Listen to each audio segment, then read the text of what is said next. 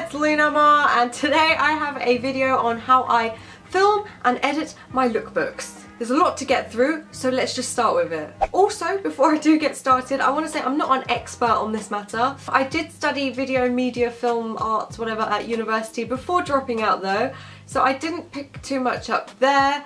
I was just quite familiar with the editing software and the interface of that. But everything else I've pretty much learnt on my own and from googling and watching other tutorials here on YouTube. So I might be doing some things wrong technically, but you guys wanted a tutorial on this, so hopefully it will help some of you guys out there.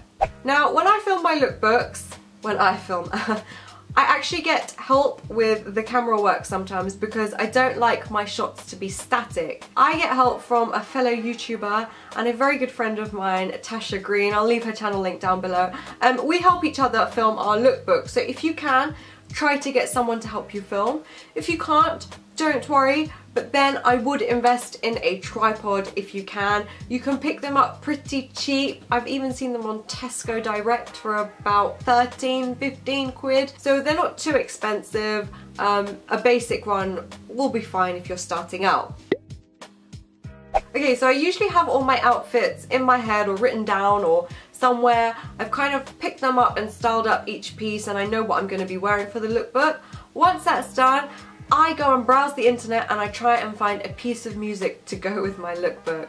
I come up with a few different song options and I jot them down because when I'm editing, I'll try different ones just to see what's working. And I know a lot of you guys were asking me, do I use royalty-free music? Where do I find my music for my lookbooks, etc, etc.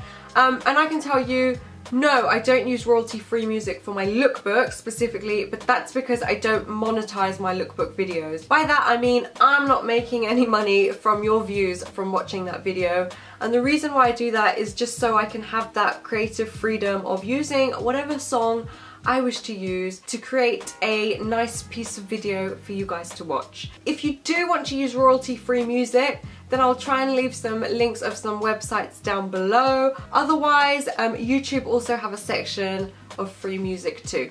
So once I've got the song and the outfit, I've usually listened to that song over and over again in my head just to try and visualize something, some kind of scenery, what goes with the sounds that I'm hearing, whether those outfits work or not. And I have a basic idea of what I want the video to look like, but not really. And at this point, I go online and I Google some locations that are close by to me. Now, lucky for me and Tasha live quite close to each other, so we usually just grab our cameras and go exploring to whatever's close by, usually something that's walking distance because we have like camera equipment and stuff, and just experiment. Point your camera at something and see how it looks, because it might look really rubbish to your naked eye, but through the lens, and if you think about editing after, you can kind of make it all work and just get creative.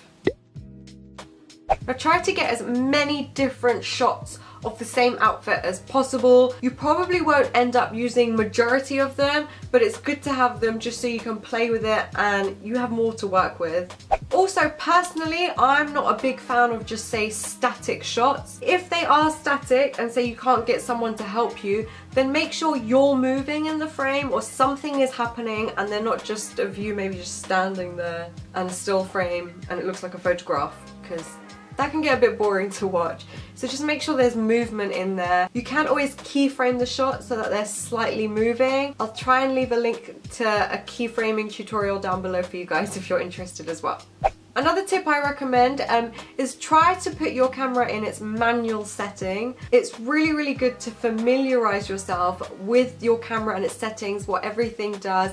It's going to allow you to have more control, and make sure you get your footage to look as close to real life as possible. You don't want the image to be too overexposed or too dark. Unless you're going for a specific stylized look, you want it to look as lifelike as possible, because then you can add color and change it all in post after if you wanted to. And now it's time to edit your footage. Okay, so when I'm editing, the software I like to use is Final Cut Pro X. I believe it is a Mac only software. However, a Windows Vista or whatever, the other equivalent of that would be Adobe Premiere Pro, which is also a very good software. If you don't have that, then the basics like iMovie and Windows Movie Maker, whatever it might be called now, will work absolutely fine. They have the basic tools to cut and trim your video and to add simple transitions and text and whatnot. So it's absolutely fine if you don't have the latest thing straight away, because all you really need is the basics to start with. Now I tend to have my piece of music in the timeline already so that I'm able to see the beats of the song and I can edit to the song. I try to make each shot not very long because I don't want to bore you with the same thing, and try and cut it to the piece of music. If the shot is long, then that's absolutely fine, but just make sure that there's a point to it being that long, whether there's something important going on or you're trying to show something specific. Just make sure there's a purpose to it being lengthy. Other things I like to use just to help make my lookbooks look that little bit more polished and to just tweak it a little bit are light leaks. These are fantastic for adding those light flares. I like to add them in between shots as like a transition, and you can actually play with the blend modes on these to get different effects as well. I'm also going to leave some light leaks that you can download for free down below as well. Really play with the color settings within Final Cut or whatever software that you might be using. I can't recommend that enough. It's not going to look perfect straight away, but honestly, just have a play about. Have a look at the exposure settings. You can buy filters online, but there are some built-in presets within Final Cut Pro already that you can already use, and also within the effects as well. They have loads of different options, and it gives you the option to change them about quite a bit as well and customize them to what you like. So definitely have a play with the color. It's really going to help how your film looks. Using warm and cool tones as well is going to give your video a slightly different feel. So if you're going for, say, more of a wintry lookbook and you want it to feel a little bit cold, you might use more blue tones in your video. I know for my summer lookbooks I tend to use more of a warmer tone, just so it looks a bit more summery. So just make sure that the colour matches the mood and the overall look that you're going for. I also like to add a border to my lookbook videos. This again just makes it look that little bit more cinematic, and it gives it that widescreen effect. You can choose how big you want the width within Final Cut.